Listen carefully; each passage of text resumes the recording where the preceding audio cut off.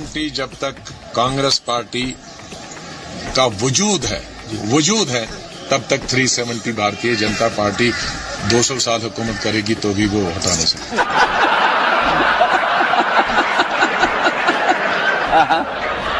मोदी साहब क्या कर लेंगे?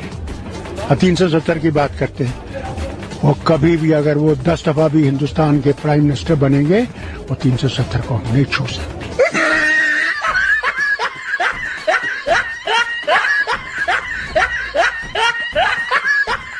साथ लेकर चला जाए, आप मानेंगे कि ये बीजेपी के लिए एक सीरियस प्रॉब्लम? देखिए, कोई प्रॉब्लम नहीं है, किसी को डरने की जरूरत भी नहीं है।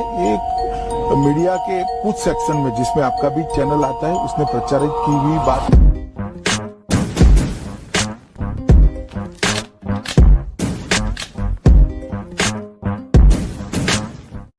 उस वक्त जो चुनाव लड़ा गया था अटल जी की लीडरशिप में, आपको लगता है अटल जी से ज्यादा पॉपुलर है मोदी? उस वक्त में जो स्थिति थी बीजेपी की देश भर में, इस वक्त अलग लहर है, आपको लगता है, जो आप लोग दावा कर रहे हैं? देखिए, बीजेपी की लहर अभी तो मुझे दिखाई पड़ती है और मुझे लगता है लहर के आधार पर हम सरकार बनाएंगे।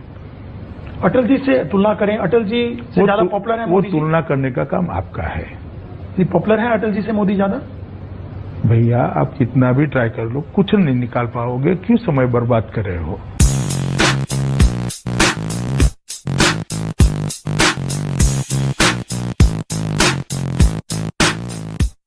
कुछ नहीं किया।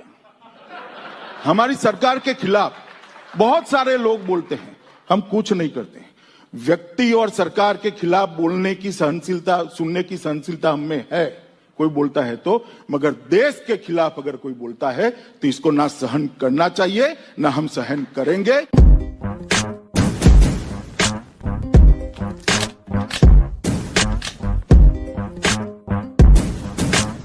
ये जनता पार्टी का हर कार्यकर्ता सेना के सर्जिकल स्ट्राइक के लिए गर्व महसूस करता है, देश की जनता गर्व महसूस करती है, और देश की जनता और भारतीय जनता पार्टी के कार्यकर्ता जो गर्व महसूस करते हैं, उसमें अगर आपको आपत्ति है तो मुझे तो लगता है कहीं मूल में ही खोट है।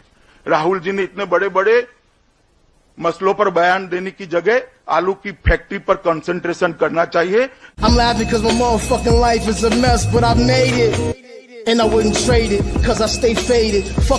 हार से कई बार आदमी सबक लेता है, जाहिर है उस हार से कुछ सबक लिया होगा आपने, क्योंकि आप स्ट्रेटजिस्ट हैं। तो सबक के हिसाब से कोर्स करेक्शन करता है आदमी कि कहाँ चूक हुई और उसके बाद हम रणनीति बदलते हैं। नहीं, मेरी पार्टी हर हार से सबक लेती है, इसीलिए तो 2 सीट पर हम रह गए थे, वहां से पूर्ण बहुमत लेकर आज भारतीय जनता पार्टी की सरकार।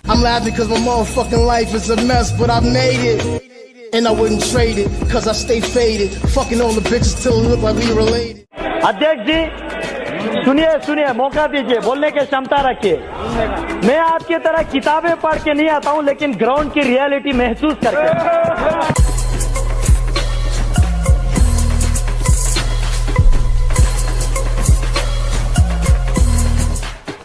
कुछ सदस्यों ने कह दिया कि सरदार पटेल जम्मू कश्मीर को पाकिस्तान को देना चाहते थे। मेरा तो आग्रह है मान्यवर, इस प्रकार की बातों को आपने रिकॉर्ड पर से दूर इसका संज्ञान लेना। सरदार पटेल ने देश के अंदर 650 से ज्यादा रियासतों को जोड़कर अखंड भारत बनाने का प्रयास, और आप कह रहे हो कि वो जम्मू कश्मीर को पाकिस्तान को देना चाहते हैं। मैं रिकॉर्ड साफ कर दूं, जम्मू कश्मीर को कभी सरदार पटेल ने डील नहीं किया था। सरदार पटेल ने डील किया जूनागढ़ को, आज भारत में है, विदाउट 370 है। डील किया हैदराबाद को, भारत में है, विदाउट 370 है। जम्मू कश्मीर को डील किया पंडित नेहरू।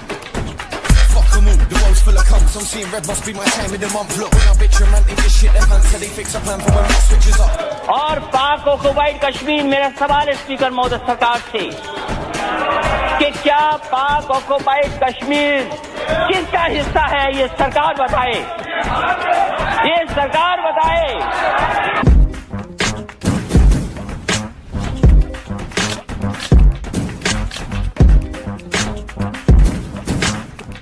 मैं धन्यवाद देना चाहता हूं माननीय गृह मंत्री को कि आज सही अर्थ में इन रियल सत्तान Jammu and Kashmir became integral part of India today होगी।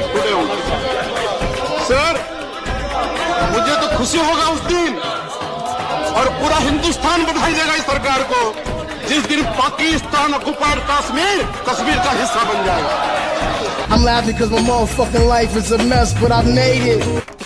पाक ऑक्युपाई कश्मीर भारतीय जनता पार्टी की सरकार और देश के प्रधानमंत्री नरेंद्र मोदी कभी दे ही नहीं सकते।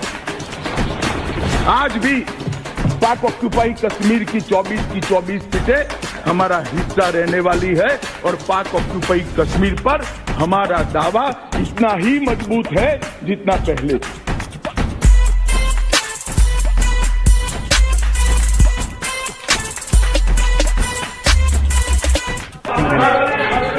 He is not yielding. Please be seated. सुनने की भी आदत डालिए ओवैसी साहब, इस तरह से नहीं चलेगा, सुनना पड़ेगा। Please. डरने का सवाल नहीं है अध्यक्ष महोदय, मैंने डरने की कोई बात ही नहीं करी है। इतना ही कहा है कि जब दोनों ओर के सदस्य बोल रहे हैं, जब आप एक मुद्दे को तत्वतः उठाते हो, सिद्धांत के तहत उठाते हो, तो दोनों ओर के सदस्य जब बोले तब उठाना चाहिए। राजा साहब के लिए आपके एक डायमेंशन है और सत्यपाल जी के लिए दूसरे हैं। मेरी इतनी ही बात है, डराने का सवाल नहीं है। डर जहन में पड़ा है तो मैं क्या कर सकता हूं।